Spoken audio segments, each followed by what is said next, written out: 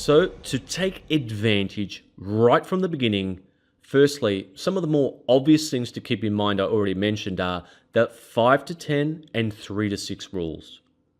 Remember what we discussed regarding these guidelines. Usually, if it's less than 5% of your stack to call with a speculative hand, then you have an easy call, and above 10% a fold. 5 to 10%, that in-between area, is a judgment call. Potentially still an easy call with premium speculatives like 9-10 suited or pocket 7s a lot of the time, speaking generally. Also, something we discussed previously which is important is don't turn good speculatives into bluffs when you have great odds.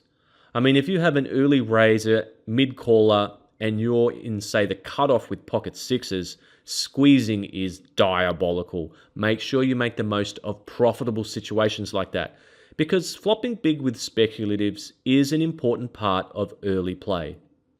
The 3 to 6% of your stack rule is really applicable when we are considering playing the worst speculative type hands, like suited queens or kings, and suited 2 or 3 gappers, for instance. When I get out of line with a speculative, often it would be one of these types, since they have less calling value. So I might say use them as a widening range to balance my 3-betting, especially when I believe 3-betting could show an immediate profit or profit later against a particular opponent. Then that's an option, especially since they provide that little bit of additional backup for the times that you do connect with the board. The thing is, naturally at the early stages with huge implied odds and lots of fish on the scene, big pots can be won with speculative hands. So keep in mind the implied odds and the opponent or opponents you'll likely be up against. If it's a solid reg, for example, 3-betting wide, let's say you have King 9 suited, could be a better option than just flatting, since they will make your life more difficult post-flop and be harder to get value from when you do connect.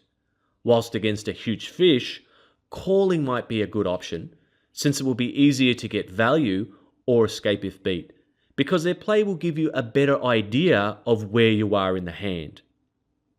Just be careful playing offsuit aces, kings and queens in particular, since at times you might feel you have a good price to call, but negative implied odds might have something to say about that post-flop.